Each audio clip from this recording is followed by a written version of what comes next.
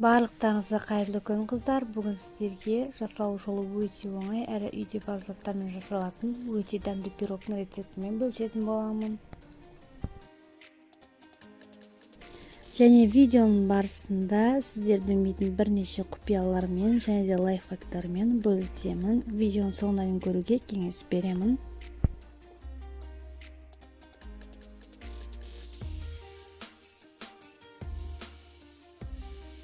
Ең алдымен құрғақ табағымыздың ішіне жұмыртқамызды салып, оның артынша шекерімізді салып, жақсылап көпіргенше миксерлеп аламыз.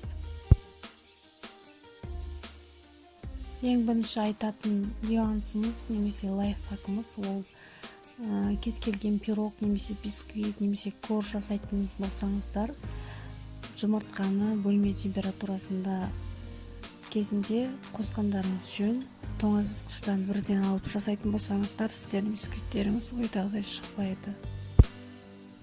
Тесті араластыратын ыдыстарыңыз құрғақ болуы шарт. Жұмыртқамыз бен шекерімізді көпіргенше миксерлегеннен соң, оның үстіне сливкімізді құямыз және де аздап қалауларыңыз бойынша ванилин салып, миксерлеуді жалғастырасыздар.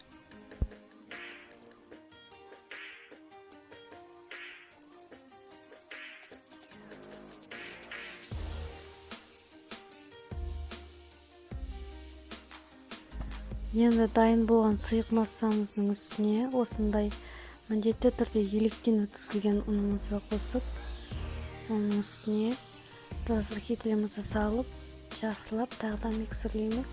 Разрыхителді міндетті түрде ұнмен бірге қосып саласыздар. Құрғақ затты құрғақ заттармен, сұйық заттармен бөліп миксерлеп аласыздар. Тестамыз осындай қою болып шығу керек. Оны осындай асты алынатын листімізге пергамент қағазын төсеп құйып аламыз.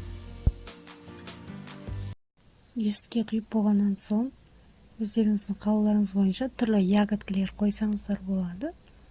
Мен смородина салдым.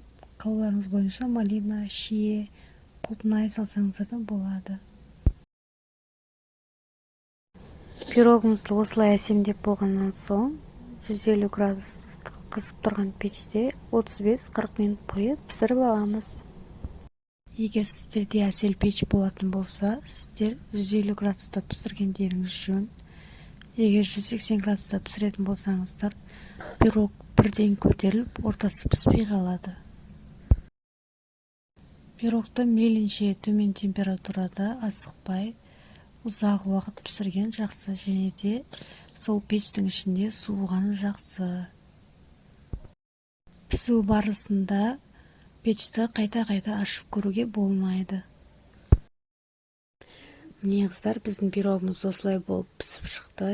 Егер видео ұнаған болса, лайк басып, комментарий қалдырып, каналыма подписаться етуді ұмытпаңыздар.